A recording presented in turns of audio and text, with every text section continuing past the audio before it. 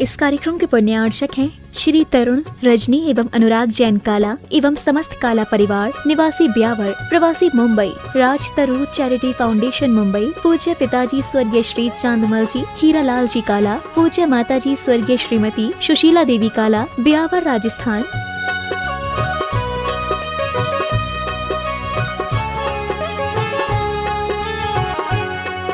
बेटी एवं जमाई स्वर्गीय श्रीमती अरिधि श्री अंकुर जी एवं दोहिता आर्यवीर पाटनी मुंबई। समधी जी श्री रिखभ जी एवं श्रीमती पुष्पा जी पाटनी कोलकाता। भ्राता परिवार श्री राजेश अर्चना, श्री सौरभ, अन्नू, अक्षत, अवधि काला अजमेर। बेटी एवं जमाई श्रीमती सुरभि श्री अनित जी छाबड़ा जयपुर। भ्राता परिवार श्री धर्मचंद, बीना, श्री अंकेश, दीप्ति, अमिघी काला ब्यावर मुंबई। बेटी एवं जमाई स्वर्गीय श्रीमती खुशबू पाटनी श्री कपिल जी पाटनी जयपुर। भ्राता परिवार श्री कमल, आभा, आयुष, अक्षिता काला मुंबई। बहन एवं बहनोई श्रीमती सुधा श्री पदम जी पाटनी जयपुर। बेटी एवं जमाई श्रीमती मोना श्री विनीत जी पांड्या कोटा एवं श्रीमती रुचि श्री मनीष जी पांड्या जयपुर। बहन एवं बहनोई श्रीमती वैजयंती श्री नरेश जी दगड़ा, श्री नवनीत, अंतिमा एवं अरिहंत दगड़ा किशनगढ़। बेटी एवं जमाई श्रीमती स्वाति श्री वीरेंद्र जी अजमेरा अजमेर। बहन एवं बहनोई श्रीमती कल्पना श्री देव कुमार जी मेहुल कासलीवाल इंदौर। बेटी एवं जमाई श्रीमती ओनिमा श्री मयंक दुबई। बहन एवं बहनोई श्रीमती शशि श्री सुनील जी हार्दिक एवं अंकिता दोषी अजमेर। ससुराल स्वर्गीय श्री महावीर प्रसाद जी श्रीमती प्रेमलता छाबड़ा, श्री पारस श्रीमती अनीता उदयपुर एवं श्री संजय श्रीमती पिंकी कोटा।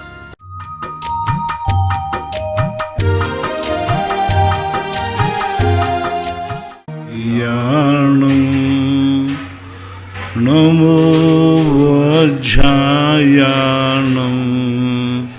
नमो लोये सौवशाहूर्णम्। पंच परमेष्टि भगवान की जय हो। आचार्य श्री गुरुवर कुंद कुंद महाराज की जय हो। आचार्य श्री गुरुवर विद्यासागर महाराज की जय हो। परम पूज्य इंद्रियापक मुनि श्री 108 सुधा सागर जी महाराज की जय हो। फिरोजाबाद से प्रासुक जैन की जिज्ञासा है, पूज्य महाराज श्री के चरणों में त्रिवार नमोस्तु। महाराज श्री मेरी जिज्ञासा है कि आगम के अनुसार मायाचारी की क्या परिभाषा है? मायाचारी क्या है? जो लोग मायाचारी करते हैं उनको कौन से पाप का बंध होता है? कृपया समाधान करने की। मायाचारी का फर्क इतना ही है कि व्यक्ति दूसरों का हित करके अपनी सफलता के लिए दूसरों के नाश करने में जो षड्यंत्र रचता है उसको मायाचारी बोलते हैं। धर्म की रक्षा के लिए कोई यदि मायाचारी करता है तो मायाचारी की कोटि में नहीं आता। एक माँ बच्चे से झूठ बोलती है, बाबा ले गया, ये मायाचारी में नहीं आता क्योंकि उसमें हित है। तो मायाचारी जो है आपके अभिप्राय के ऊपर आश्रित है। व्यक्ति दूसरे को नीचा दिखाना चाहे, दूसरे का अहित करना चाहे, दूसरे को षड्यंत्र में फंसाना चाहे और अपने आप को सुरक्षित सफलता पाना चाहे, तो ये सब मायाचारी के अंतर्गत आते हैं। कोई भी कसाय है वह उसके अभिप्राय पर आश्रित होती है, उसका भाव क्या है ऐसा बनना चाहिए।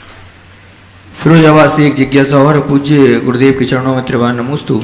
महाराज श्री जो अपने मंदिर होते हैं उनकी जो शिखर, मंदिरों की शिखर रहती है वो कौन से आकार की? त्रिकोण बनाना चाहिए, चौकोर बनाना चाहिए? हमारे यहाँ आकार शिखर का एक नाप निश्चित है। तो जो हमारे यहाँ प्राचीन काल की शिखरें बनती थी, ये जितनी शिखरें गुम्बज वाली शिखरें हैं ये जैन आगम में मान्य नहीं की गई। 12वीं शताब्दी के बाद जो मुगलों का राज्य था उस समय उन्होंने गुम्बजों का प्रचार किया। वस्तुतः हमारे यहाँ शिखर वो लंबी वाली जो शिखरें होती हैं वही आगम प्रमाण है और वही बनना चाहिए, श्रेष्ठ वही है।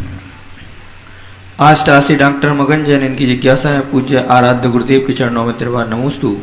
महाराज श्री जिज्ञासा है कि सामायिक काल में एक साधारण गृहस्थ शुद्ध निश्चय से आत्मा को कैसे अनुभूत कर सकता है? नहीं कर सकता, अनुभूति का सवाल ही नहीं। निश्चय नए समझने के हैं, अनुभव के नहीं। निश्चय नए वस्तु को समझने के हैं। प्रमाण नई रधिगमा, तत्वों को नयों से जानो। और नयगत जो वस्तु आती है वह योग्यता के ऊपर आती है। निश्चय नय से वस्तु के स्वरूप को जानो, वह स्वरूप तुम्हें जानने के बाद अनुभव में ही आ जाएगा।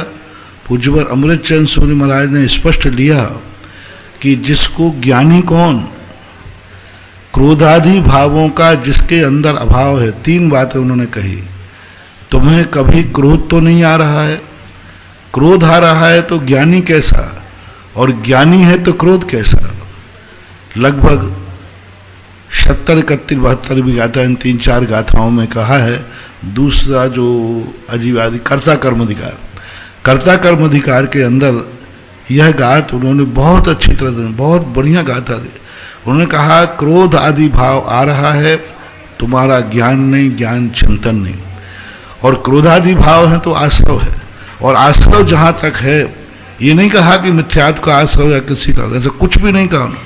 आश्रव जहाँ तक है वहाँ तक ज्ञान चेतना अनुभव नहीं। शुद्ध निश्चय नय का जो विषय है उसकी अनुभूति कसाय रहित अवस्था में होती है, उसकी अनुभूति आश्रव रहित अवस्था में होती है।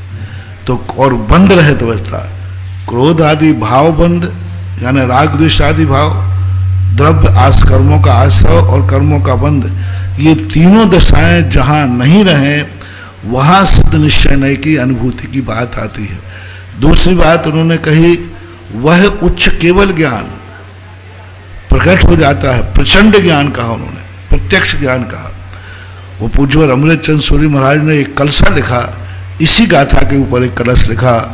उन्होंने कहा कि जहाँ पर समस्त प्रकार के क्रोध आदि भाव समाप्त हो गए, और कौन सा ज्ञान, उन्होंने बहुत बड़ी बात कही, प्रचंड चंड ज्ञान, उच्च ज्ञान। और उन्होंने इसका क्या, प्रत्यक्ष ज्ञान, केवल ज्ञान जहाँ प्रकट हो गया है वहाँ पर इन सब कार्यों के लिए अवकाश नहीं रहता। इसलिए जब तक ये औदायिक आदि भाव हैं तब तक हम निश्चय नय की वस्तु को समझ सकते हैं। फिर आप कहो कि उनको पढ़ने की क्या जरूरत है, पढ़ना तो है, समझना है।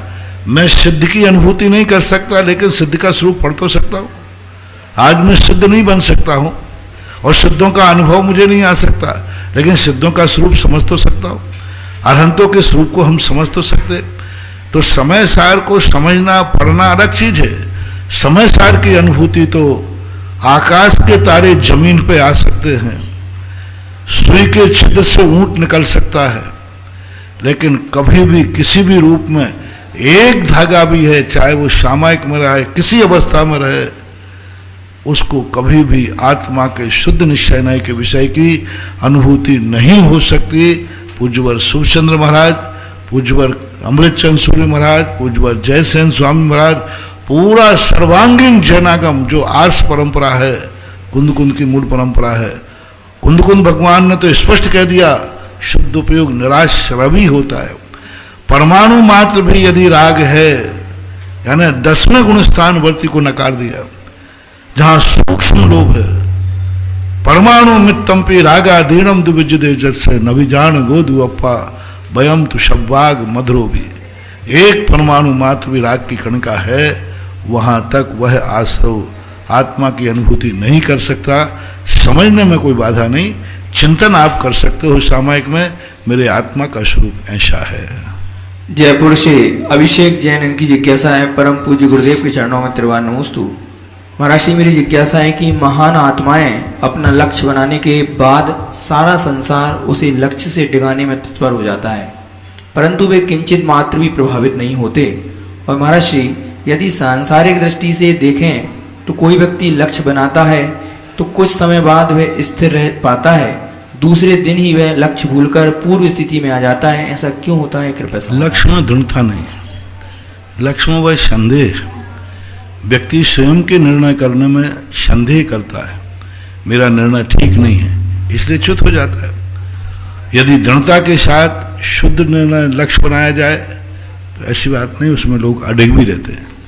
सागर से शन्नो आदेश जैन की जिज्ञासा है, पूज्य गुरुदेव के चरणों में त्रिवार नमोस्तु। महाराज श्री, मैं जानना चाहता हूँ कि हमारे पूज्य आचार्य चारित्र चक्रवर्ती शांति सागर जी महाराज जी के गुरु कौन थे और उन्होंने किससे दीक्षा ली थी, कृपया समझाएं। इसके संबंध में बहुत सारी बातें सामने आती हैं।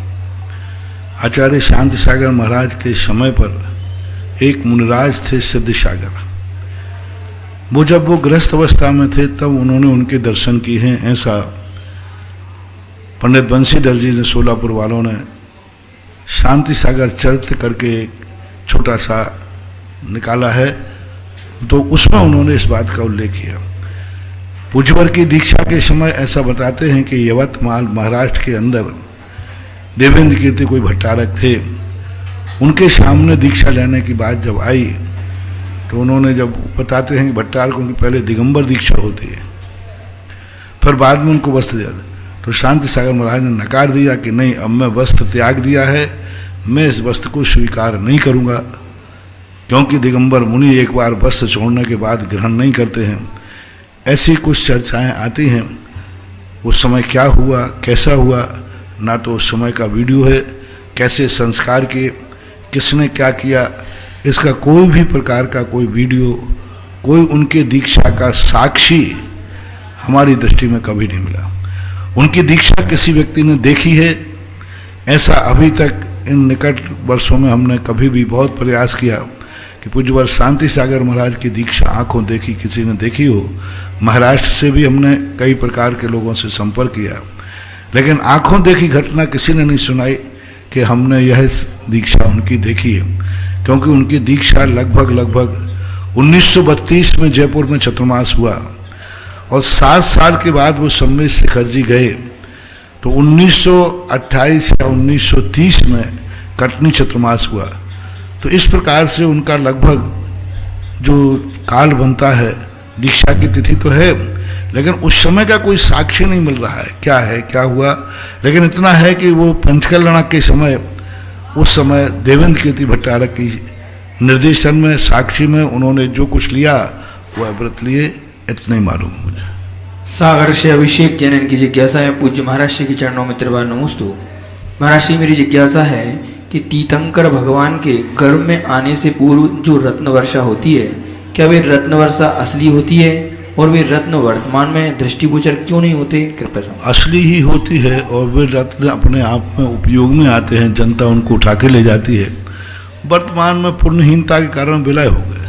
हरिवंश पुराण में उस एक रत्न की वर्णन आता है कि भगवान के जन्म कल्याणक में वर्षा हुआ रत्न जरासंध की राजसभा में किसी ने प्रस्तुत किया कि महाराज ये रत्न है, तो उन्होंने कहा ये रत्न कहाँ से आया? तब उन्होंने बताया कि शौरीपुर बटेश्वर में नेमिनाथ का जन्म के पूर्व इस प्रकार के रत्नों की वृष्टि हुई और वो सारी जनता को प्राप्त हुई। इससे सिद्ध है कि रत्न वो एकमात्र उदाहरण है जिससे सिद्ध होता है कि रत्न जनता के काम आते हैं और असली रत्न होते हैं। महाराज श्री भगवान नेमिनाथ स्वामी के जन्म स्थान पर 2 मत बताए जाते हैं महाराज जी, एक तो द्वारिका और एक ही शौरीपुर बटेश्वर। तो दोनों में से किसको सही माने आगम के हिसाब से? तो शौरीपुर बटेश्वर की भी चर्चा है और द्वारका की चर्चा कम है, शौरीपुर बटेश्वर का ज़्यादा बनता है, लेकिन द्वारका का भी नाम आया है। हरिवंश पुराण में महर्षि द्वारिका का नाम, हरिवंश पुराण में द्वारका का नाम आया, कई स्थानों पर शौरीपुर बटेश्वर लेते हैं। अब ये इतिहास का विषय है, अपन को जो मिल जाता है वो दोनों मतों को अपन स्वीकार करते हैं। बनगांव दमोह से माधुरी जैन की जिज्ञासा है, पूज्य महाराज श्री के चरणों में त्रिवार नमोस्तु। महाराज श्री जिज्ञासा है कि एक दिन आपने प्रवचन में कहा था कि इंसान जितना दुखी है नहीं उतना बताता है, तथा वही व्यक्ति पार्टी शादी आदि कार्यक्रम में जाता है तो सुखी और निरोगी हो जाता है, तथा भगवान के पास आकर दुखी तथा रोगी बन जाता है। इंसान धर्म के साथ इतना छल कपट कैसे कर सकता है? कृपया समाधान। छल कपट तो व्यक्ति कहीं भी कर सकता है, किसी भी रूप में कर सकता है, क्या बात है। जब डॉक्टर आता है तो व्यक्ति मरीज शांत पड़ा रहता है, जब डॉक्टर आता है तो वह अपनी एक्टिंग कर लेता है। संसारी व्यक्ति फैंसी ड्रेस में बहुत माहिर है, वही मरीज बिल्कुल शांत पड़ा रहता है, लेकिन जैसे ही डॉक्टर के आने का समय होता है उसके एक्शन देखो कितने होते हैं। तो ये संसार का स्वभाव है कि व्यक्ति अपने आप को सहानुभूति चाहता है। सबसे बड़ी चीज़ है व्यक्ति की एक अंतिम कमजोरी है कि वो दुनिया से सहानुभूति चाहता है कि हर व्यक्ति मेरे पर सहानुभूति दिखाए, हर व्यक्ति मेरे दुखों पर दुखी हो, हर व्यक्ति मेरे परेशान पर दया व्यक्त करे, ये इतनी बड़ी कमजोरी है, इतनी बड़ी कमजोरी है। सहानुभूति का भूखा है व्यक्ति, थोड़ा ही सा दुख आया वो अपेक्षा करता है 4 लोग मेरे को पूछें, 4 लोग मेरे से कहें अरे राम राम राम राम, उसको ये सबसे बड़ी कमजोरी है बंधु। ये कमजोरी बहुत बड़ी कमजोरी, ये फैल होने वाले एक व्यक्ति की निशानी है। जैसे फैल होने वाला व्यक्ति कहता है 10 नंबर गुरु कृपांक के मिल जाए, तो व्यक्ति अंत में कमजोरी यही कि वो सबसे दुनिया से सहानुभूति चाहता है, सब तरफ से। वो कहीं फटकार सुनने को तैयार नहीं है, वो आलोचना सुनने को तैयार नहीं है, वो सहानुभूति। फैल होने के बाद बालक चाहता है कि माँ बाप बहुत सहानुभूति दिखाएं, अरे बेटे ने तो खूब पढ़ा है लेकिन पास नहीं हो पाया, बेटा खुश, बोले यही ठीक है। वो ये सुनने को तैयार नहीं है कि मैंने पढ़ा नहीं है। तो ये सहानुभूति चाहने की कमजोरी, और उसको मालूम नहीं है जितनी जितनी हम दूसरों से सहानुभूति चाहेंगे हमारा पुण्य क्षय होता है, बहुत पुण्य क्षय होता है। असहता वेदनी कर्म का बंध होता है। मान लो हम दुख हैं, परेशानी है, और हम चाहें कि लोग मेरे दुख में दुखी हों और कहें अरे राम राम भारी दुख है, तुम लुट गए। तुम्हें असहता वेदनी कर्म, तुम्हारे दुख को देखकर यदि दूसरा दुखी हो जाए तो उसको तो पुण्य का बंध हो गया और तुम्हें असहता का बंध हो, तुम लुट गए। और वो जो तुम्हारे दुखों को देखकर दुखी हुआ, सहानुभूति दी, उसको तो पुण्य बंद हो गया। लेकिन जिसने सहानुभूति ली है, भाव आता है महानुभाव कभी सहानुभूति नहीं करना, मेरा दुख मेरे लिए मुबारक हो, हमेशा ये प्रयास करो मेरे दुख में दूसरा दुखी ना हो जाए, नहीं तो अपना दुख और बढ़ जाएगा, वैसे ही दुखी हूँ। लेकिन संसारी प्राणी की ये कमजोरी होती है, इस कारण से वो फैंसी ड्रेस भी कई बार अपना लेता है। बहुत आए तो फैंसी ड्रेस ही करता है, और ख़ास तौर से भगवान बड़े आदमियों के सामने वो ज़्यादा करता है। वो सोचता है कि ज़्यादा थोड़ा सा दिखाने से कुछ ज़्यादा मिल जाएगा, ऐसी कोई बात नहीं।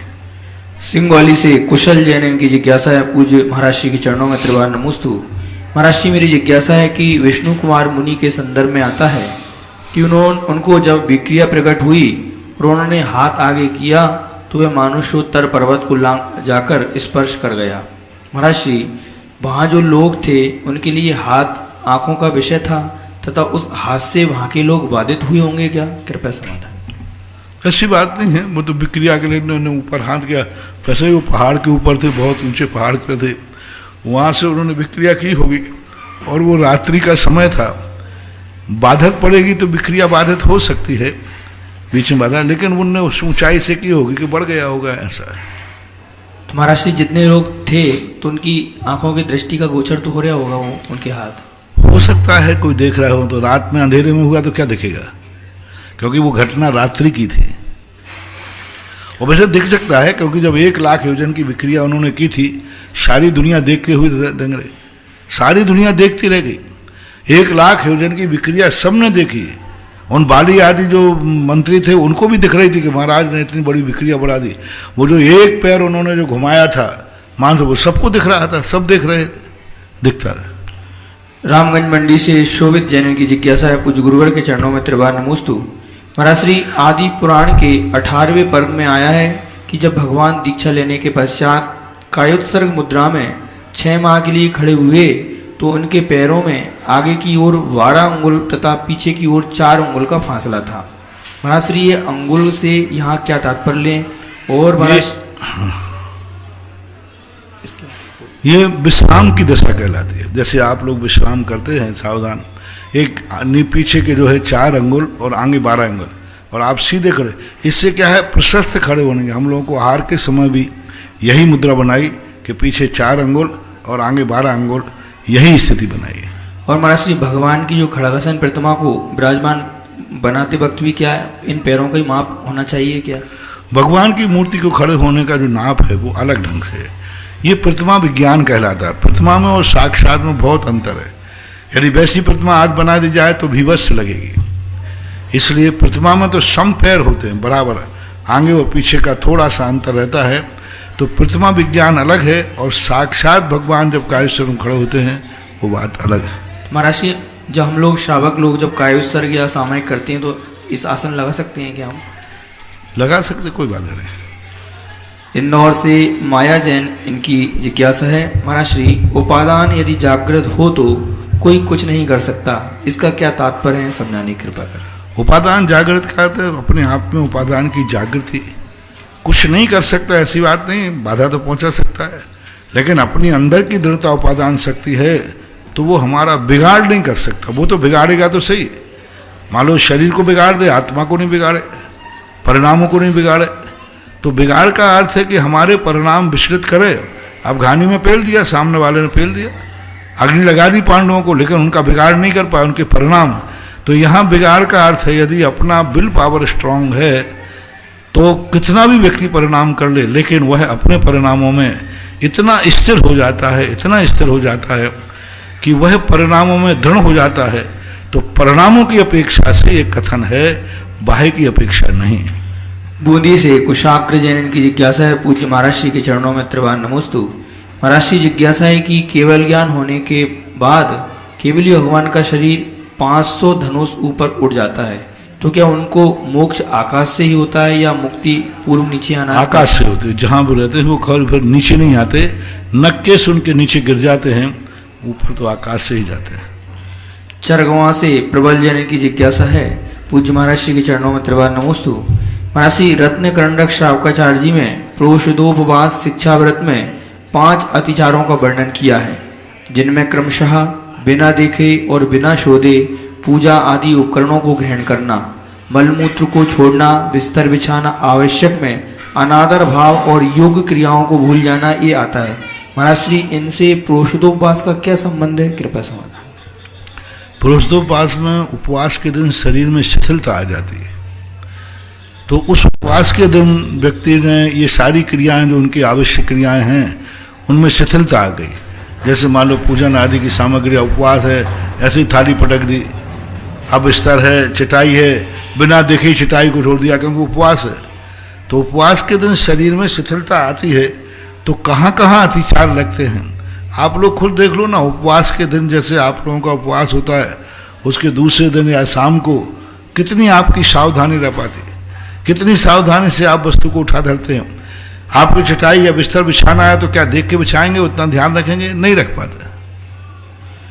सूरत से वैभव काला, इनकी जिज्ञासा है, मेरे आराध्य गुरुदेव के चरणों में त्रिवार नमोस्तु। महाराज श्री, मेरी जिज्ञासा है कि पिता का गोत्र को ज़्यादा महत्व दिया जाता है, माता के गोत्र को क्यों नहीं दिया जाता, क्या आगम में इसका कोई वर्णन है, समाधान। माता के गोत्र को भी विशेष कुल में दिया जाता है।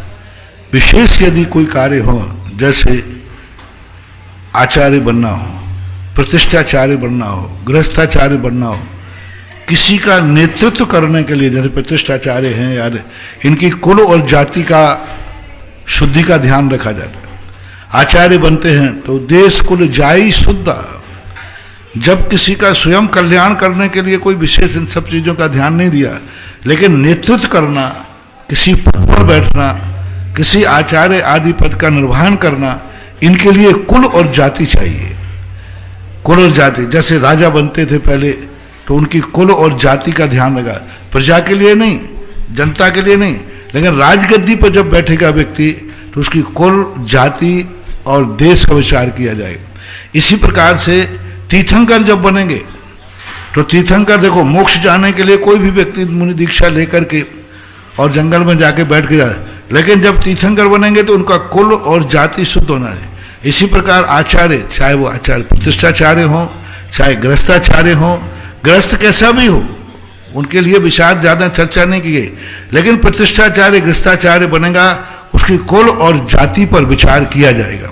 कुल और जाति यदि शुद्ध नहीं है तो फिर वो उन पर ऊपर, और देश भी कुल, देश हो, कुल हो, जाति हो, इन कुंद कुंद भगवान कह रहे हैं जो इतने बड़े अध्यात्मी हैं, वे जब आचार्य भक्ति लिखते हैं तो कहते हैं देश कुल जाई शुद्ध, देश से, कुल से, जाति से शुद्ध होना चाहिए। टीकमगढ़ से ईशान जैन, इनकी जिज्ञासा है, पूज्य महाराज श्री के चरणों में त्रिवार नमोस्तु। महाराज श्री, अभी जो 4 वर्ण हैं, ब्राह्मण, क्षत्रिय, वैश्य, शूद्र, महाराज श्री, ब्राह्मण का मतलब हम क्या अदर समाज से, क्षत्रिय का राजपूत से, वैश्य का मतलब नहीं, आज जो जातिगत रूप जो बन गए हैं ये नहीं है। हमारे यहाँ ये देश गुणकृत थे। जो जैन आगम के, जैन शास्त्रों में 12 व्रत जो पंचम स्थान व्रती होते थे, उनको ब्राह्मण की संज्ञा दी गई थी। क्षत्रिय जो राज्य करते थे, अनुशासन करते थे, वो थी। धर्म से इनका कोई संबंध नहीं था। धर्म सभी का एक ही रूप था, एक ही रूप वीतराग धर्म को मानते थे, सभी अहिंसा के पुजारी थे। आज पंचम काल में एक जातिगत रूप का जो बंटवारा हो गया है, इससे उस जो वर्णन आपके जो मिलते हैं ब्राह्मण क्षत्रिय वैश्य आदि जो महापुराणों में मिलते हैं, वो आज के बंटवारे से कोई मैचिंग नहीं करते और इनका कोई संबंध नहीं। वो व्यवस्था अलग थी, वहाँ धर्म व विजाति नहीं थे, धर्म विधर्मी नहीं थे, सबके धर्म एक थे। आज सबके धर्म अलग अलग हो गए, आचार विचार अलग हो गए, प्रतिमाएं अलग हो गई, व्रत हो गए। 12 व्रत जो अंगीकार करते थे उन्हें ब्राह्मण की संज्ञा दी गई थी जैन पुराणों के अनुसार। आज वर्तमान में जातिगत हो गया, वंशगत हो गया। आज गोत्र जो वंशगत गोत्र हो गया, पहले वो गुणकृत था। भीलवाड़ा से मनोज जैन की जिज्ञासा है, पूज्य महाराज श्री के चरणों में त्रिवार नमोस्तु। महाराज श्री, मेरी जिज्ञासा है कि पुण्य और पुरुषार्थ के संयोग से सफलता मिलती है, लेकिन यदि कोई व्यक्ति अज्ञानी अवस्था में लक्ष्य पर जाने का जो मार्ग है उससे विपरीत मार्ग पर चलता है, तो उस स्थिति में उस कोटि का पुण्य जागृत नहीं होता अथवा पाप रूप संक्रमित हो जाता है, क्योंकि उस स्थिति में उसे नियम से सफलता नहीं मिलेगी क्या? कृपया समाधान। जब लक्ष्य के विपरीत ही चल रहा है तो पुण्य का भी विपरीतता आ सकती है और पुण्य का भी काम विपरीत कर सकता है। कभी कभी पुण्य जो है यदि लक्ष्य विपरीत हो जाए तो पुण्य भी जो कुछ अच्छा करने वाला था वो बुराई की तरफ ले जा सकता है। तो ये सब अपने अभिप्राय थे, क्योंकि इनका उत्कर्षण संक्रमण आदि द्रव्य क्षेद काल भव भाव की मर्यादा को लेकर के होता रहता है। महाराज, एक जिज्ञासा और है कि देवों का वैक्रियक शरीर होता है और वह सभी प्रकार की विद्याएं जानते हैं, जैसे अदृश्य होना, अपने से पृथक शरीर बनाना। तो महाराज श्री जी, उस स्थिति में क्या वे दूसरी पर्याय का गति का शरीर भी बना सकते हैं, त्रियंच आदि का? कृपया समाधान करें। त्रियंच आदि का रूप तो बना सकते हैं, नाना प्रकार के रूप बना करके वो क्रीड़ाएं करते रहते हैं, तो उसमें नाना प्रकार के रूप बनाने में कोई बाधा नहीं, बना सकते। परम पूज्य संत शिरोमणि आचार्य गुरुवर श्री विद्यासागर जी महामुनिराज के परम प्रभावक आज्ञानुवर्ती शिष्य निर्यापक श्रमण मुनि पुंगव श्री सुधासागर जी महामुनिराज के मुखारविंद से होने वाले जिज्ञासा समाधान के कार्यक्रम में ऑनलाइन जिज्ञासाएं भेजने वाले, सुनने वाले, देखने वाले जिनवाणी चैनल व सुधा कलश चैनल के माध्यम से सभी भक्तों को, श्रावकों की तरफ से मुनिराज के चरणों में बारंबार नमोस्तु नमोस्तु नमोस्तु। बंधुओं, 27 तारीख को जो एक अलौकिक अप्रतिम नंदाव्रत की स्थापना होने जा रही है और जिसमें पंच महाध्वज कलश सहित जो विराजमान होंगे, उसमें प्रथम नाम हमारे पास आ गया है श्रीमान अरुण कुमार जी, मणिमाला देवी जी, हर्षवर्धन, शिल्पा, यशोवर्धन, मिली, अनन्या, नियति जैन, बजाज, खुरई। इन्होंने प्रथम महाध्वज स्थापना करने का संकल्प लिया। जोरदार ताली बजा करके इनके भावों की अनुमोदना करेंगे। साथ ही साथ उस पंच ध्वज में द्वितीय ध्वज का नाम भी हमारे पास आ चुका है, जो कि गुप्त दान के रूप में सागर से हमारे बीच में प्राप्त हुआ है। जोरदार ताली बजा करके इनके भावों की भी अनुमोदना करेंगे। साथ ही साथ पाव बीघा जमीन श्रीमती शीला जैन, धर्मपत्नी डॉक्टर हेमचंद जैन, शालीमार बाग, न्यू दिल्ली से। एक नंदाव्रत में जो 23 महाकुंभ कलश स्थापित होने ध्वज सहित, उनमें भी प्रथम नाम हमारे पास आ चुका है श्री संपत कुमार, मुकेश कुमार, मनोज कुमार, अनीश, अमन, ईशान, इवाशु एवं समस्त सेठिया परिवार महुआ।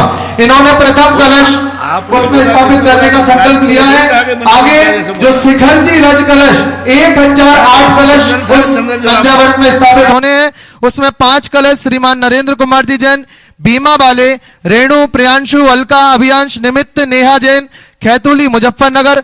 5 कलश श्री मुकेश कुमार जी, दिनेश कुमार जी, वेद, चेची।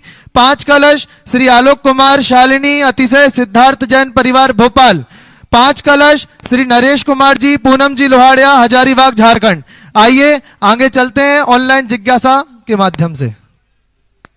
नमोस्तु महाराज श्री जी, नए और अनेकांत में क्या भेद है? दोनों एक ही है या अलग अलग है?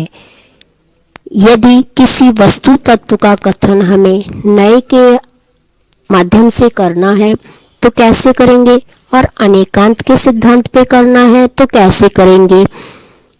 जितने वचन होते हैं उतने ही नए होते हैं। क्या ये सोच हमारी सही है? जिज्ञासा का समाधान कीजिए। नमस्ते महर्षि जी। पहले तो आप नए की परिभाषा शब्द है। नए का अर्थ है आपका अभिप्राय। आप क्या जानना चाहते हैं? वस्तु को जानना चाहते हैं या वस्तु के किसी विशेष गुण को जानना चाहते हैं? वस्तु को जानना चाहते हैं तो प्रमाण से जानो, वस्तु एक है। और यदि नए से जानना चाहते हैं तो आप वस्तु के कौन से अंश को जानना चाहते हैं? पर्याय को, द्रव्य को, गुण को। तो जब आप भेद करेंगे तो वहाँ नए आएगा। जितने शब्द हैं उतने अर्थ हैं, जितने अर्थ हैं उतने नए हैं। वक्ता के अभिप्राय को नए कहते हैं। जानने की जो प्रक्रिया है वो नए कहलाती है। इसलिए नयों के संबंध में अनेकांतमयी वस्तु है, और अनेकांतमयी जो वस्तु होती है उसको एक साथ संपूर्ण रूप से नहीं जाना जाता, इसलिए नयों का अवलंबन लिया जाता है। यदि संपूर्ण रूप से जाना जाता तो फिर वहां नए का आलम्बन नहीं, वो तो वस्तु वस्तु है। तो ऐसा मानना चाहिए। पाठशालाएं श्रीमान सोहनलाल जी, महावीर कुमार जी, जम्बू कुमार जी गोदा, सरसिया वाले, देवली, जयपुर। 6 शिलाएं मीत जैन के जन्म दिवस के उपलक्ष्य में सपरिवार तलवाड़ा, राजस्थान। 5 शिला श्री पवन जी, आशा, नितिन, निक्की, निकित कोठारी, पुणे, महाराष्ट्र।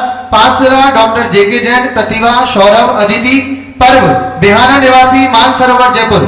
5 शिला श्रीमती शांति देवी, नरेंद्र कुमार, रेखा जी, ऋषिराज, कुमारी तिथि जैन, अहिंसा ट्रेडर्स परिवार, बर्डी कॉलोनी, सागर। आइए अगली जिज्ञासा पुनः रिकॉर्डिंग के माध्यम से।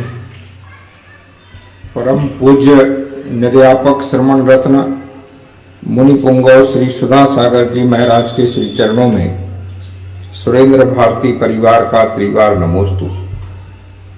परम पूज्य मुनि श्री, आज आपके द्वारा चंबलेश्वर तीर्थ क्षेत्र पर देशनोदय को व्याख्यायित करने वाला महत्वपूर्ण शिलान्यास का कार्यक्रम आपके पुनीत सानिध्य में मंगल ध्वनि के बीच संपन्न हुआ। आपकी विशेषता है कि आप सामान्य भूमि को भी देव भूमि में बदल देते हैं। धरती पर स्वर्ग अवतरित करने की आपकी क्षमता है। अखिल भारतवर्षीय दिगंबर जैन विद्वत परिषद के महामंत्री के रूप में मैं समस्त विद्वानों की ओर से आपके चरणों में प्रणति अर्पित करता हूं कि आपने विशाल तीर्थों की श्रृंखला खड़ी की है और भक्तों के लिए पुण्यार्जन के विशेष अवसर प्रदान किए हैं। परम पूज्य मुनि श्री, आप जो खरा है सो साचा और साचा है सो खरा, इस नीति पर चलते हुए अपना उद्बोधन देते हैं। आपके शिष्य भी इसी प्रकार का प्रयास करते हैं। ऐसा प्रयास करने में प्रायः वे अकेले पड़ जाते हैं। तो क्या मुनि श्री, खरा और साचा बोलने में अकेले होने से डरना चाहिए या निडर होकर के आगे बढ़ना चाहिए? कृपया समाधान कीजिए। इसमें 2-3 बातें आपने कही। पहली बात, चौलेश्वर पारसनाथ का जो रूप आप लोगों ने कल देखा, यह रूप कल एक ऐसा ऐतिहासिक था। चौलेश्वर राजस्थान में आने के बाद अनेक तीर्थ क्षेत्रों की स्थापना हुई, जीर्णोद्धार हुआ, लेकिन चौलेश्वर पारसनाथ यदि छूट जाता तो पूरा राजस्थान छूट जाता।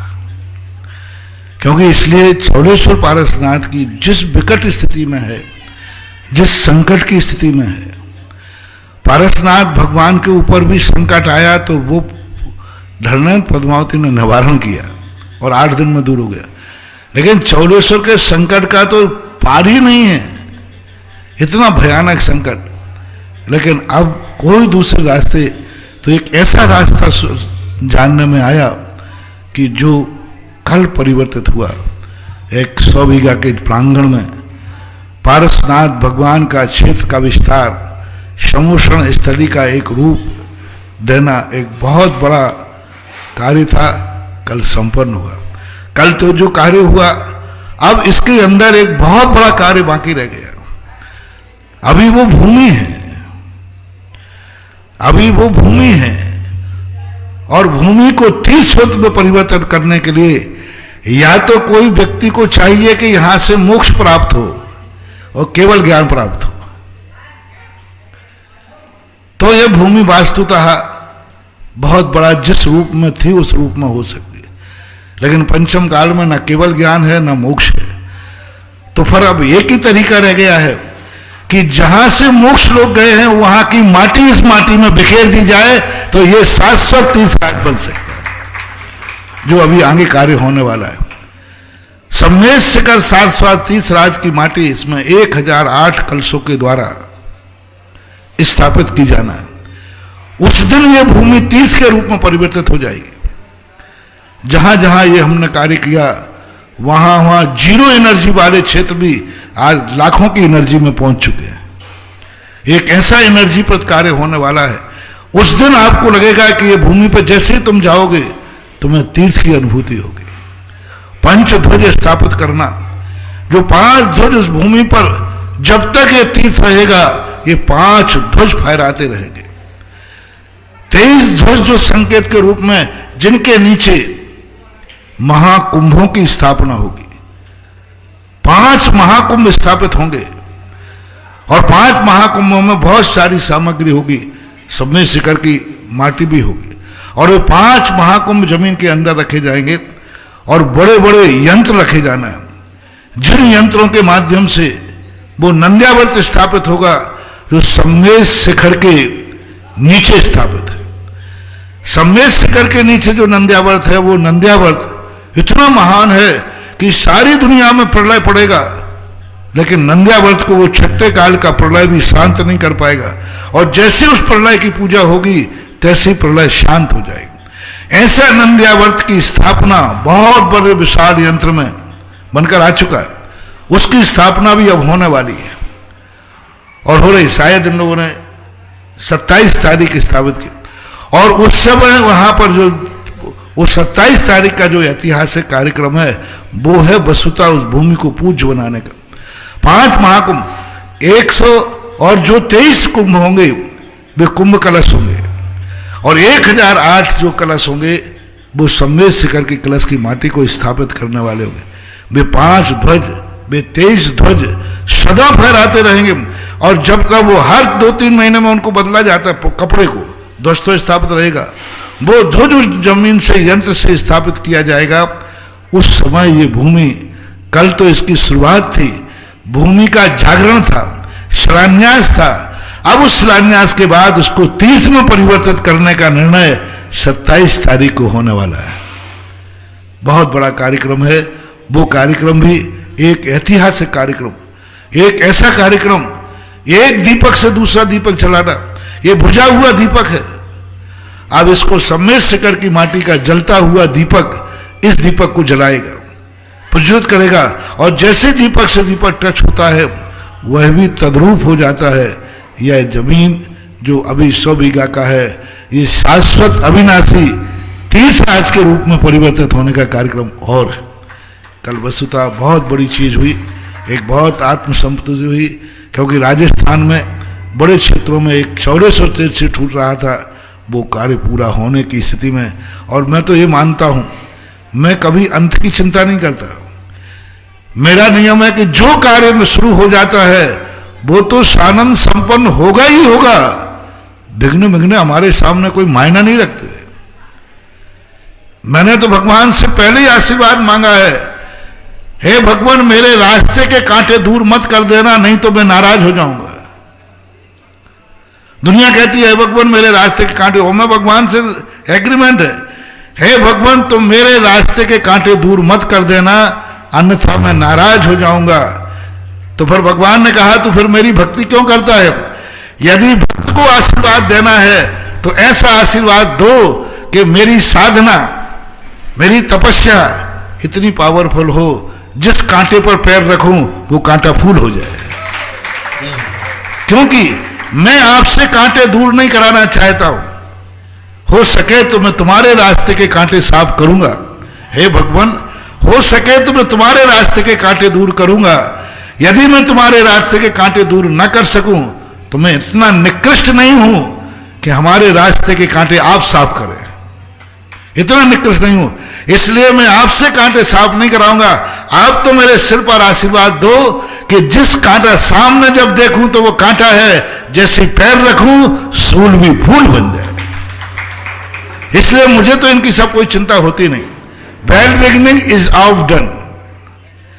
जो कार्य अच्छी तरह शुरू होता है वो पूरा, मैंने तो कल ही आशीर्वाद दे दिया कि चौलेश्वर पारसनाथ मान लो कि बन चुका, बन। और ऐसा अभी और जिस दिन उस दिन होगा, उस दिन तो मैं चौलेश्वर की तरफ से बिल्कुल पूर्ण निश्चिंत हो जाऊंगा। और चौलेश्वर तो दिन रात, मैं किसी क्षेत्रों पर, सब देखो क्षेत्रों पे, एक भी क्षेत्र आज तक रुका नहीं, चाहे मैं वहां रहूं या नहीं रहूं। जिसकी शुरुआत की है वो चलता ही रहा है और चलता ही रहेगा। दूसरी बात जब रही, आपने कहा खरा होने में अकेला। अरे भाई, खरे का अर्थ दूसरा यदि है, दूसरा साथ है तो वो खरा का तो मिश्र हो गया। खरा तो वही है जो अकेला सोना हो। कुंद कुंद भगवान यही कहते हैं, जो खरा है वो अकेला ही रहेगा। यदि दुकेला हो गया तो वो खरा नहीं, वो तो खरगोश हो गया। अकेला ही सत्य हमेशा लेकर रहता है, सत्य से कभी डरना। आप देखिए राजस्थान में मैं अकेला ही तो हूं। अभी हमारे साथ दो महाराज अभी आए, पहले भी रहे, लेकिन कुछ नहीं है। सत्य को कभी आंच नहीं आती। सत्य थोड़ा सा दिक्कत जरूर करते हैं लोग, लेकिन कुछ नहीं हो रहा है। सत्यमेव जयते। ना जाने कितने लोग सत्य से आकर टकराए, कुछ तो चूर चूर हो गए, कुछ सम्यक दृष्टि हो गए।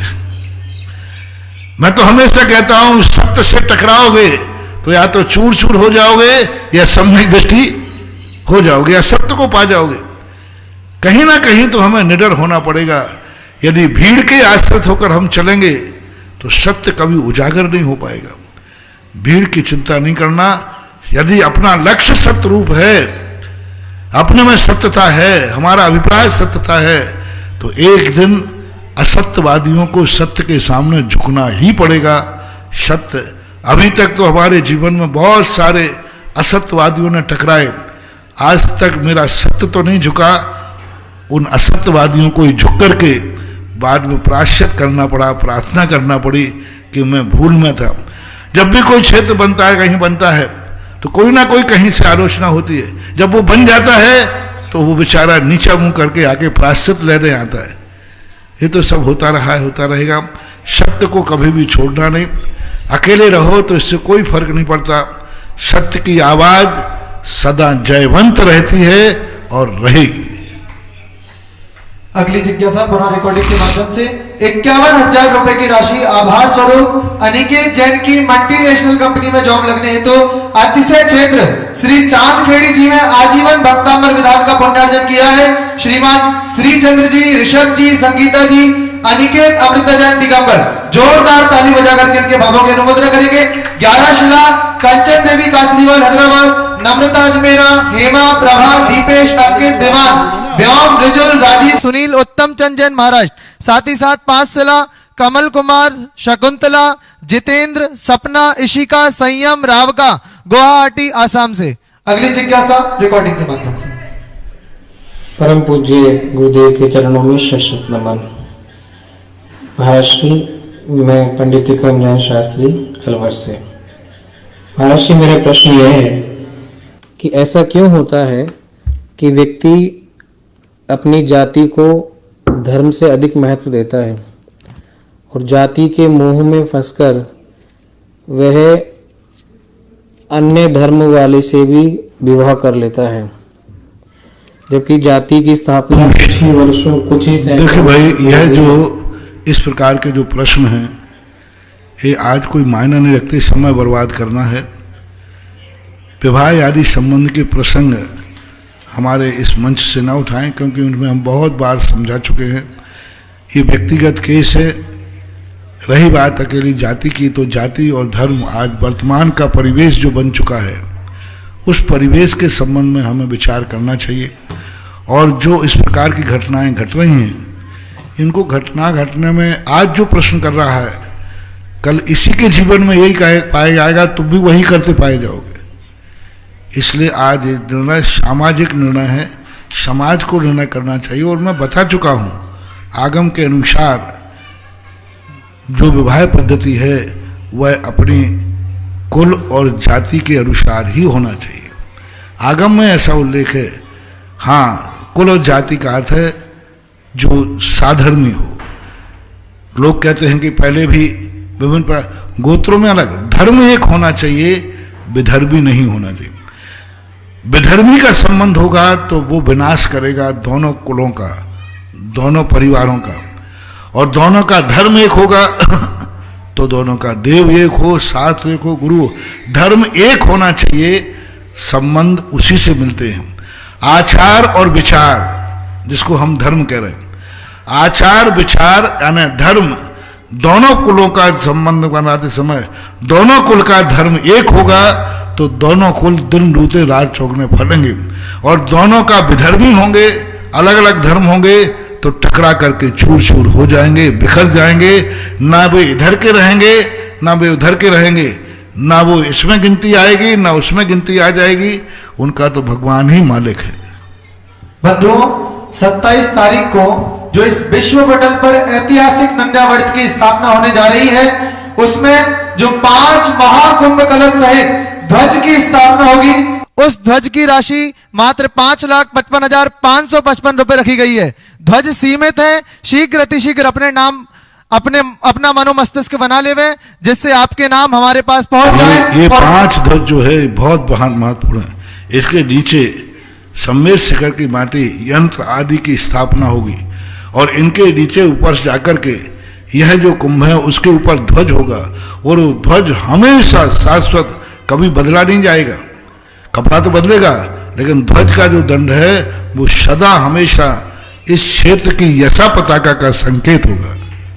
साथ ही साथ जो 23 कुंभ कलश सहित ध्वज की स्थापना होगी, उसकी राशि मात्र 1,11,000 रुपए की रखी गई है। ये कुंभ कलश पारसनाथ का यहाँ होने के कारण से 23 का रूप दिया गया है। तो ये कुंभ कलश होंगे, इसके नीचे भी, कुंभ के नीचे उसके ऊपर ही एक ध्वजा होगा। और ये 23 कलश में 23 ध्वज भी शाश्वत रूप से हमेशा फहराते रहे। और साथ ही साथ सभी सामान्य लोगों के लिए पूज्य मुनिश्री के चरणों में जब निवेदन किया कि कई सारे लोग ऐसे होते हैं जिनकी भावना तो होती है पर चूक जाते हैं, तो 1008 शिखरजी रज कलश जो मात्र 2100 रुपए की राशि में रखे गए हैं। जिन भी लोगों के भाव बन रहे हैं, शीघ्र अतिशीघ्र क्षेत्र कमेटी से संपर्क कर लेवे और अपने नाम हम तक पहुंचा देवे। अगली जिज्ञासा, कोई उनको ऐसा कर सकता है, ऐसी बात नहीं है। कोई लोग अपने परिवार के 108 कलश स्थापित कर सकते सम्मेद शिखर के। वो अब आए तो अच्छा है, नहीं आए तो उनके नाम से। मान लो कोई ने कहा कि मैं 108 कलश स्थापित करूंगा, कोई 50 कलश करे, कोई 25 कलश करे, कोई 11 कलश करे। अब जो बिल्कुल ही गरीब हैं वो 1 कलश करे, क्योंकि यह कलश कोई साधारण नहीं है। जैसे हमने अभी शिलाओं का कहा था, ऐसा ही अपने परिवार की तरफ सम्मेद शिखर की माटी घरों में मत रखो, ऐसे क्षेत्रों पर डालो कि जो एक माटी को, यानी आपकी सम्मेद शिखर की जो माटी रखोगे उसका नाम है पारस पत्थर। पारस का काम क्या है? जिसको छुएगा वो सोना बनेगा। आपके द्वारा रखी हुई माटी एक भूमि को सम्मेद शिखर बनाएगी, तीर्थ बनाएगी। तो आपकी जो माटी का नाम हमने दिया है वो पारस पत्थर दिया है। जैसे पारस पत्थर के टच में जो आता है वो सोना बनता है, तुम्हारे द्वारा रखी हुई माटी से एक 100 बीघा का प्रांगण तीर्थ के रूप में परिवर्तित होगा। तो ये कोई बात है जो कोई व्यक्ति है जो बड़े आदमी वो कहें 108 कलश हमारी तरफ से रखो, और बड़ा आदमी है तो 1008 कलश अपनी तरफ से स्थापित पूरे कलश करा सकता है कि 1008 कलश स्थापित करो। कोई 1008 करे, कोई 108 करे, कोई 11, 10, 50 जो भी आपके ऐसे जो है पूरे परिवार की गणना करके और फिर यहाँ कलशों के नाम भेजें। आए तो बहुत श्रेष्ठतम श्रेष्ठ अपने हाथ से कलश रखें, नहीं रख सकते हो तो आप अपने नाम से ऑनलाइन भी, क्योंकि ये कार्यक्रम बहुत महत्वपूर्ण कार्यक्रम है, पारस पत्थर का रूप है। और वह इस बात को बहुत प्रैक्टिकल, जिन जिन क्षेत्रों पर ये स्थापित हुए, नवीन क्षेत्रों पर, उन क्षेत्रों में आज आकाश को ऊंचाइयां छू रहे हैं। और जिन्होंने स्थापित किए उनके पुण्य की भी श्री वृद्धि, क्योंकि उन्होंने वो एक कलश की जो माटी दी है वो एक पारस पत्थर का रूप दिया है। अगली जिज्ञासा के रूप में तैयार रहेंगे दुदेश जैन सोगानी। बंधुओं, पूज्य मुनिश्री के मुखारबिंद से जो शब्द निकल जाए उन्हें पूरा होने में समय नहीं लगता, इसलिए मेरा आपसे निवेदन रहेगा कि समय हमारे पास बहुत सीमित है और कलश हमारे पास बहुत सीमित है। तो जिन भी महानुभावों के भाव बन रहे हैं, जितने कलशों में, जैसा कि पूज्य मुनिश्री ने बताया 108 कलश, 51 कलश, 21 कलश, और अगर कोई महानुभाव चाहे तो 1008 कलश भी अपने परिवार की ओर से रख सकता है। तो अपनी धारणा बना ले और शीघ्र अतिशीघ्र अपने नाम हमारे पास तक पहुंचा दे। अगली जिज्ञासा दुदेश जैन सोगानी, अशोकनगर। नमोस्तु महाराज श्री। महाराज श्री, आपने अभी नंद्यावर्त के बारे में बताया, तो महाराज श्री इस पवित्र भूमि पर अभी जो नंद्यावर्त की स्थापना होनी है, तो जो भाग्यशाली जीव यहाँ पर ध्वज स्थापना और कलश स्थापना करेंगे उन्हें क्या पुण्य फल मिलेगा महाराज श्री? मैंने बता दिया कि उनको एक ऐसे पारस पत्थर जब वो यहाँ विराजमान करेंगे तो उनका ऐसा पुण्यबंध होगा कि वो जिस कार्य में हाथ डालेंगे वहीं फतेह फतेह होंगे। कभी कभी होता है ना, कोई व्यक्ति माटी को छूता है तो माटी में ही फतेह हो जाती है। कोई व्यक्ति जहाँ होता है उसके भाग्य से वो जिस चीज में हाथ डालेगा उसी चीज में सफलता के चिन्ह दिखेंगे, क्योंकि उन्होंने ऐसा कलश स्थापित किया है जिसने भूमि को तीर्थ बनाया। यानी वो कलश नहीं है पारस पत्थर। पारस पत्थर का अर्थ वैसा ही पुण्यबंध होगा कि तुम जिस चीज में हाथ डालो उसी चीज में तुम्हें सफलता के दर्शन होंगे, क्योंकि तुमने ऐसा ही कार्य किया है। 5 कलश डॉक्टर अभय कुमार, रानी जैन, मानसी जैन झांसी। 11 कलश श्री सुरेश चंद जैन, बरौट भागपत। ये सब जिन कलशों के नाम बोल रहा हूँ ये शिखर जी रज कलश है। 5 कलश पदमचंद, कुसुम, हेमंत, रानी, ऋषभ, नेहा, समस्त गोदिका परिवार। 10 कलश खेमचंद जी, विमला देवी, मनोज कुमार, सौरभ जैन की स्मृति में, सुमन जैन, कनिका, दीक्षा, नवीन, मीनू चर्चित। 10 कलश श्री अजित कुमार जी, सुभद्रा, गौरव, विधि, निवांशी, अभियान जैन, मुंबई। 5 कलश श्रीमती अल्पा, समीर, विहान, तनिशी चौधरी, अटलांटा, अमेरिका। 5 कलश चिरंजी लाल, मूली देवी, रतन लाल, सुमित्रा, डॉक्टर दीपक, डॉक्टर रूबी, नलिन, प्रिया, दीपक, सुरभि, राजेश, रमेश, अमित काला, गुवाहाटी, असम, दीमापुर। 5 कलश प्रकाश, निर्मला, सांवला, भवानी मंडी, झालावाड़, राजस्थान। 11 कलश श्री चांदमल जी, प्रभुलाल जी, वर्धमान जी, प्रकाश जी, ठग परिवार, बिजोलिया। देखिए पूज्य मुनिश्री के मुखारबिंद से निकला और कलशों की लाइन लगना यहाँ पे प्रारंभ हो गई है। तो इस देखो ये जो नंद्यावर्त की स्थापना का जब प्रारूप निकला तो पूज्य मुनिश्री के समक्ष हम सभी ने निवेदन किया कि मुनिश्री सम्मेद शिखर जी के नीचे तो जो नंद्यावर्त है उसके दर्शन तो पता नहीं हम लोगों को कब होंगे, किस भाव में होंगे, कैसे होंगे। तो यहाँ चवलेश्वर में पूज्य मुनिश्री ने आशीर्वाद दिया कि जो नंद्यावर्त सम्मेद शिखर जी के नीचे दबा हुआ है उस नंद्यावर्त को चमलेश्वर में मैं ऊपर लेकर के आ जाता हूं और ये नंद्यावर्त की स्थापना 27 तारीख को होगी। अगली जिज्ञासा पुनः रिकॉर्डिंग के माध्यम से।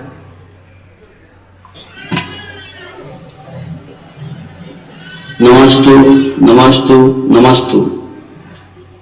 भगवान, एक छोटी सी जिज्ञासा है, ये मेरी नहीं, बहुत लोगों की जिज्ञासा मेरे पास आई थी, मैंने आपके पास भेजा है, तो कृपया आप इसका समाधान करें। और समाधान इस जिज्ञासा के पहले मैं आपके चरणों में 2 पंक्ति अर्घ के रूप में चढ़ाता हूं। हर जिज्ञासा का मिले, हर जिज्ञासा का मिले समाधान शास्त्रोक्त, मुनि पुंगव के चरण में मम वंदन मनसोक्त, मम वंदन मनसोक्त। नमस्तु प्रभु मेरे राम।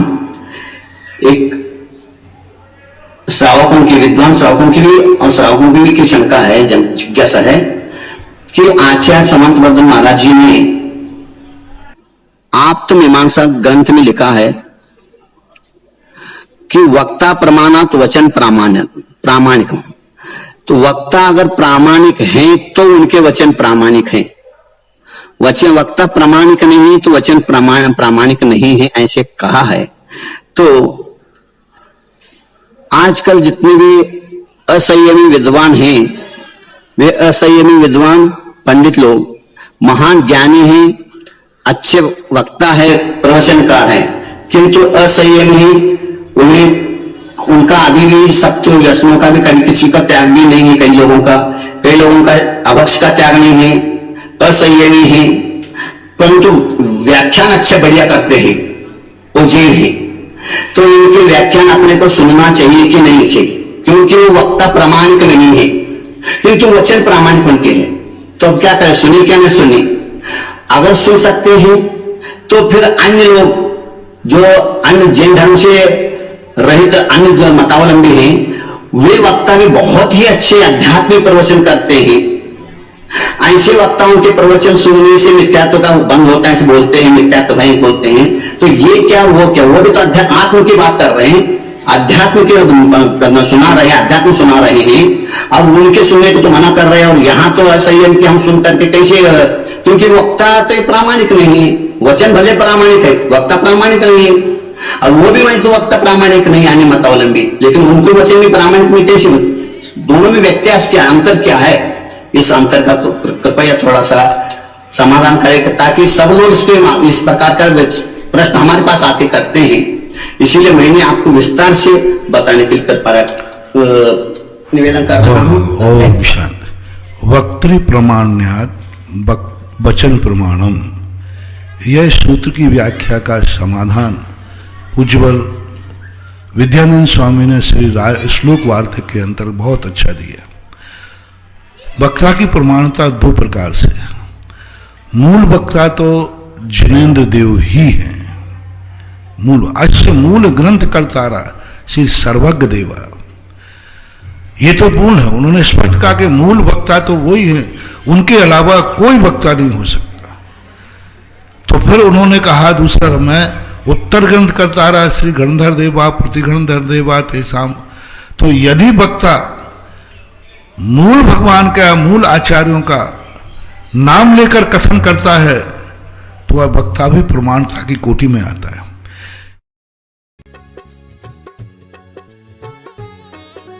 इस कार्यक्रम के पुण्यार्चक थे श्री तरुण, रजनी एवं अनुराग जैन काला एवं समस्त काला परिवार, निवासी ब्यावर, प्रवासी मुंबई, राज तरु चैरिटी फाउंडेशन मुंबई। पूज्य पिताजी स्वर्गीय श्री चांदमल जी, हीरालाल जी काला। पूज्य माताजी स्वर्गीय श्रीमती सुशीला देवी काला, ब्यावर, राजस्थान।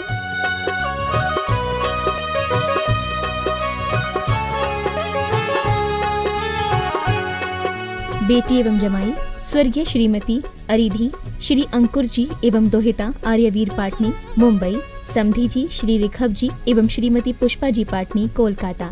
भ्राता परिवार श्री राजेश अर्चना, श्री सौरभ, अन्नू, अक्षत, अवधि काला, अजमेर। बेटी एवं जमाई श्रीमती सुरभि, श्री अनित जी छाबड़ा, जयपुर। भ्राता परिवार श्री धर्मचंद, बीना, श्री अंकेश, दीप्ति, अमिघी काला, ब्यावर, मुंबई। बेटी एवं जमाई स्वर्गीय श्रीमती खुशबू पाटनी, श्री कपिल जी पाटनी, जयपुर। भ्राता परिवार श्री कमल, आभा, आयुष, अक्षता काला, मुंबई। बहन एवं बहनोई श्रीमती सुधा, श्री पदम जी पाटनी, जयपुर। बेटी एवं जमाई श्रीमती मोना, श्री विनीत जी पांड्या, कोटा एवं श्रीमती रुचि, श्री मनीष जी पांड्या, जयपुर। बहन एवं बहनोई श्रीमती वैजयंती, श्री नरेश जी दगड़ा, श्री नवनीत, अंतिमा एवं अरिहंत दगड़ा, किशनगढ़। बेटी एवं जमाई श्रीमती स्वाति, श्री वीरेंद्र जी अजमेरा, अजमेर। बहन एवं बहनोई श्रीमती कल्पना, श्री देव कुमार जी, मेहुल, कासलीवाल, इंदौर। बेटी एवं जमाई श्रीमती ओनिमा, श्री मयंक, दुबई। बहन एवं बहनोई श्रीमती शशि, श्री सुनील जी, हार्दिक एवं अंकिता दोषी, अजमेर। ससुराल स्वर्गीय श्री महावीर प्रसाद जी, श्रीमती प्रेमलता छाबड़ा, श्री पारस, श्रीमती अनीता, उदयपुर एवं श्री संजय, श्रीमती पिंकी, कोटा।